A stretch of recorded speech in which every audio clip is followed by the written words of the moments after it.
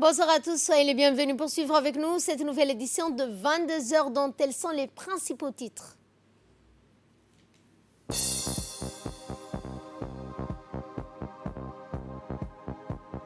Lancement des travaux de construction d'une centrale solaire à Arta.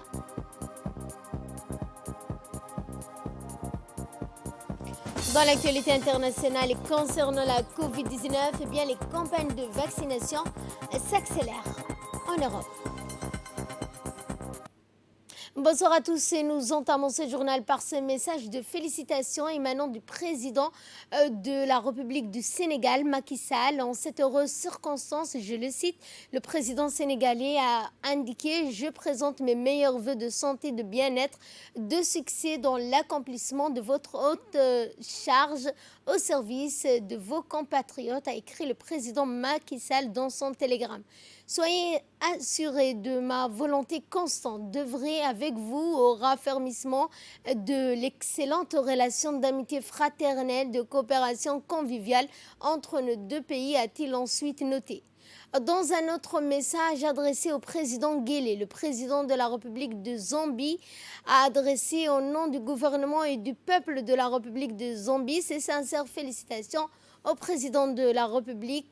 Votre élection est une affirmation de la confiance que le peuple djiboutien a placée en vous pour mener votre pays vers les plus hauts sommets, a-t-il indiqué. La Zambie félicite le peuple et le président de la République pour le bon déroulement des élections présidentielles et encouragé par des mesures prises pour ancrer la démocratie et la bonne gouvernance par la tenue d'élections pacifiques. En célébrant avec vous la victoire de votre réélection, je vous prie d'accepter l'excellence, mes meilleurs vœux de bonne santé personnelle, de prospérité pour le peuple de la République de Djibouti et les assurances de ma plus haute considération, a-t-il ajouté, fin de communiqué.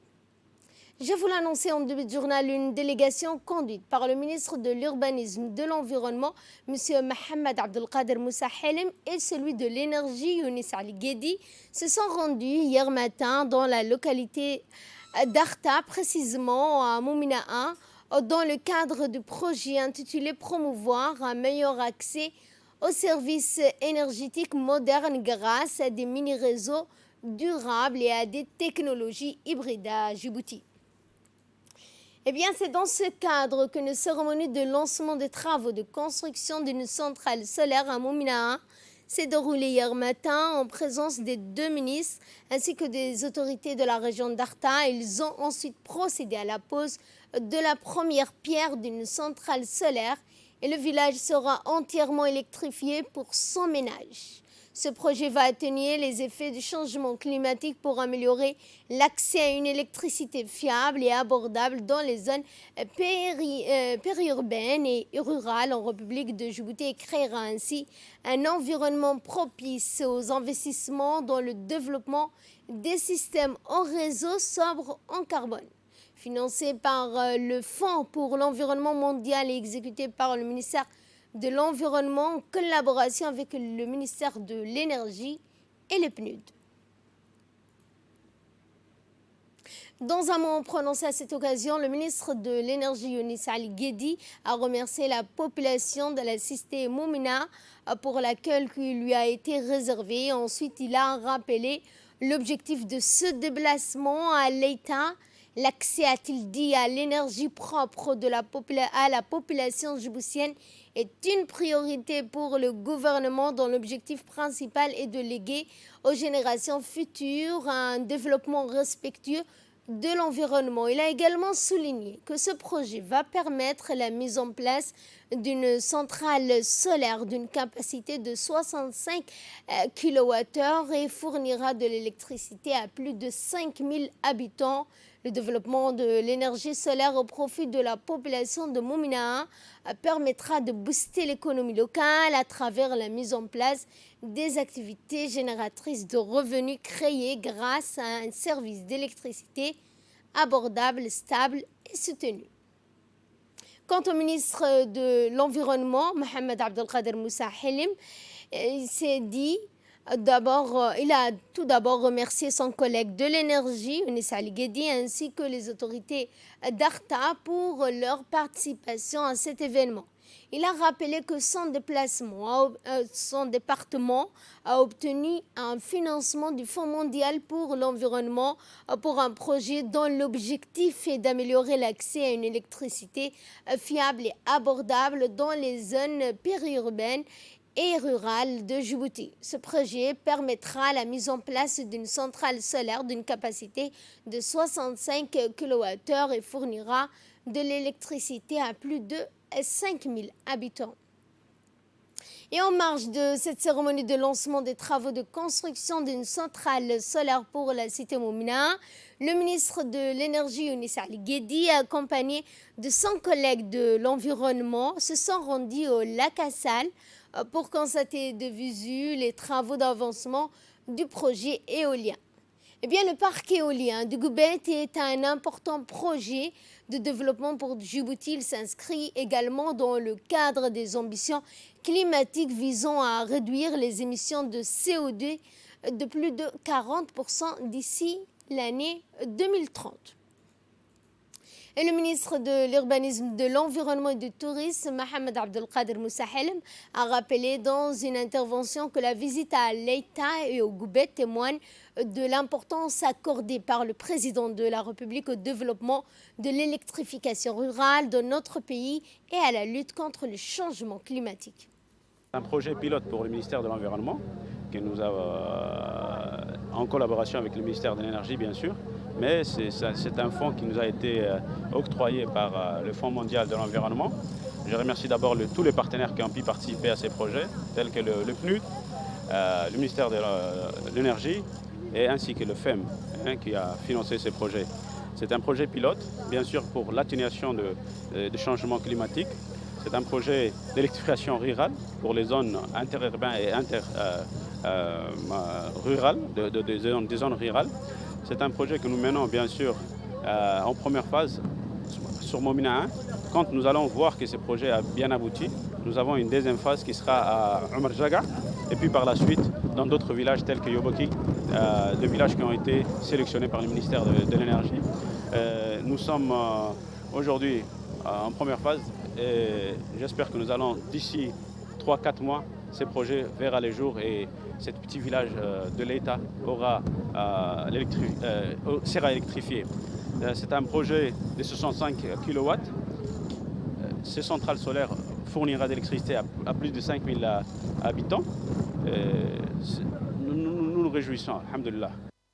Et quant au ministre de l'Énergie, il s'est déclaré globalement satisfait de l'avancement de ces travaux du projet éolien. Vous saviez, on avait fait un atelier pour s'imprégner aussi de l'état d'avancement du projet éolien. Et aujourd'hui, nous sommes arrivés sur site pour voir l'état d'avancement, pour discuter avec les employés locaux et les sous-traitants, pour voir l'état aussi d'esprit de travail qui existe au sein des équipes qui travaillent sur ces grands projets.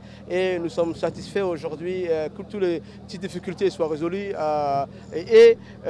Nous voyons nous-mêmes que les travaux avancent très bien, que le coulage du béton sur les sites sont déjà faits sur plus de 6 sites éoliennes. Donc je trouve que ce n'est pas un travail facile. Il faut, je crois, plus de 350 tonnes de mètres cubes de béton pour chaque éolienne. Et ce n'est pas facile. Les équipes se relaient matin, midi, soir pour travailler. Et nous sommes satisfaits de l'avancement des travaux. Mais comme je vous ai dit hier, il faut redoubler d'efforts. Il faut augmenter la cadence. Il faut que les travaux continuent et ne s'arrêtent pas. C'est pour ça que le gouvernement a pris la décision d'accompagner ces projets de grande envergure et profitables et très importants pour la République de Djibouti en matière d'énergie renouvelable. Et nous serons bien entendu chaque mois et suivrons ces projets jusqu'à sa finition. De plus, nous sommes venus avec mon frère et collègue du ministre de l'Environnement aujourd'hui pour la pose pierre de la petite mini-centrale solaire de Moumina 1 qui sera de 60 kg. La pose de pierre a été faite. Aussi, nous sommes venus remercier au nom du président de la République la population de la Kassal pour l'élection du président de la République, pour la joie et l'immense fierté qu'ils ont fait preuve, pour l'accompagnement et le soutien auquel ils ont accordé encore une fois au président de la République. Nous les avons remerciés au nom du président de la République. Et aussi, sur ces projets-là, les doléances qui nous ont été transmises, au président de la République, ont été exécutées. Aujourd'hui, nous voyons la petite centrale solaire de 60 kg. Aussi, les instructions du président de la République ont été données de faire de ces villages de la Kassal, des Moumina 1 et des Karta, qui maintenant s'approvisionnent directement du PK50 sur citerne, de leur faire des unités de dessalement directement sur le lac Assal et de les raccorder dans les villages. Ça, c'est des instructions qui ont été données et ces projets-là sera fait avec le ministère de l'Énergie, mais aussi avec la société porteur du projet éolien Red Sea Power. Donc nous souhaitons, Inch'Allah, dans les mois qui arrivent, procéder à finaliser ces projets de petites unités de dessalement d'eau de mer pour ces villages-là et de les raccorder directement.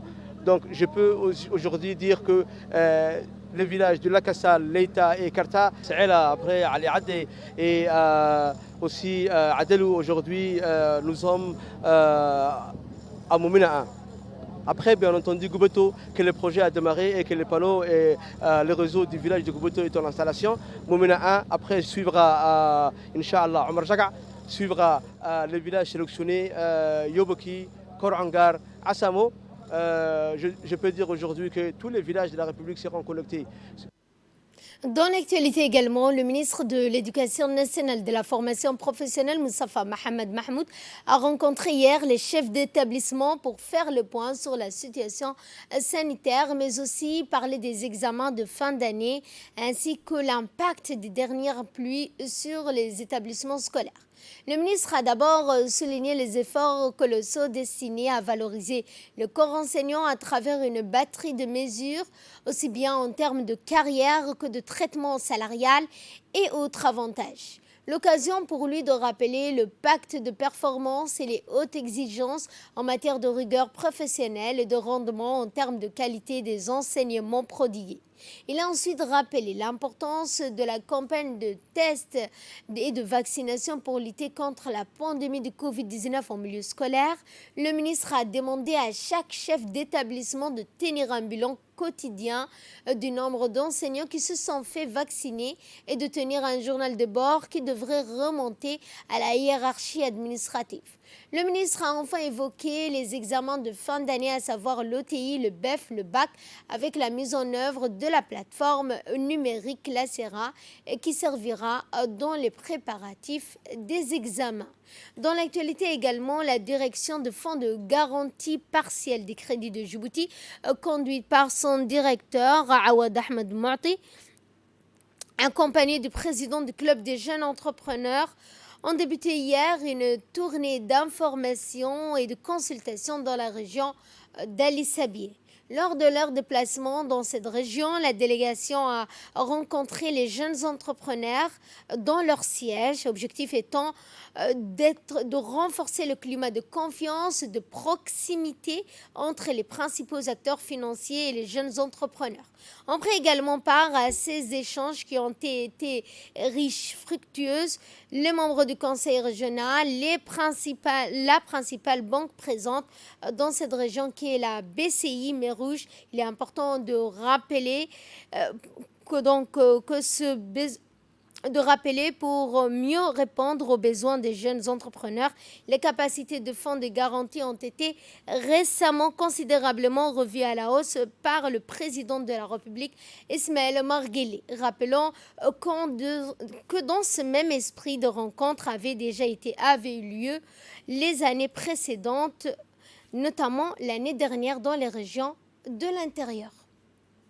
Et cette déclaration du directeur général du Douane El Zakat, le directeur général de la Douane El Zakat affilié au ministère des Affaires musulmanes, de la Culture et des Biens Waqf, Suleiman Hussein, a appelé les commerçants de la place et tous ceux qui doivent payer ou s'acquitter de la zakat de profiter des derniers jours du mois béni du Ramadan pour se soumettre à cette zakat.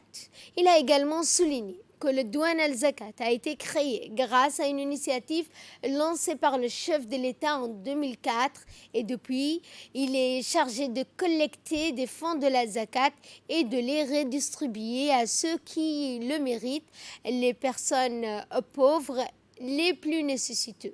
Enfin, il a profité de cette opportunité pour rappeler encore une fois les zakataires de fournir ce soutien financier aux segments les plus nécessiteux. Et depuis ces derniers temps, des plaintes assez inhabituelles ont été observées en recrudescence au niveau des brigades de la gendarmerie. En effet, les déclarations des victimes étaient toutes pareilles, à peine garées leur voiture pour acheter des articles depuis des boutiques ou des grandes surfaces.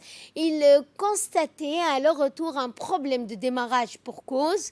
La batterie de leur véhicule venait d'être volée. Face à cette situation, les gendarmes de la brigade des quartiers 6 et 7, où la circonscription était la plus touchée par ces vols, a investi le terrain en vue d'identifier et d'interpeller le ou les auteurs présumés de cette opération qui s'est avérée fructueuse par l'interpellation d'un des auteurs présumés le 5 de ce mois. Dans la foulée, les enquêteurs ont saisi 25 batteries de voitures ainsi que des outils ayant servi à ouvrir le capot des véhicules, même si le véhicule était verrouillé. Dans son audition, le mis en cause a reconnu les faits qui lui ont été reprochés pour vol. À l'issue de l'enquête diligentée, il sera traduit devant la justice pour répondre de ses actes. Et de là, nous passons à ce qui domine l'actualité internationale avec la Covid-19. Les campagnes de vaccination s'accélèrent en Europe. En France, la campagne s'accélère. L'ouverture de la vaccination aux plus de 50 ans a été avancée au 10 mai. L'Allemagne, elle, envisage de mettre le vaccin AstraZeneca à la disposition de tous les adultes du pays, indépendamment de leur âge et de leur état de santé, afin d'aider les médecins à écouler les doses restantes. Enfin, la Russie a annoncé l'homologation d'une version light de son vaccin Sputnik V qui s'administre en une seule dose. Enfin, ce journal, merci de votre fidélité. Excellente soirée à toutes et à tous.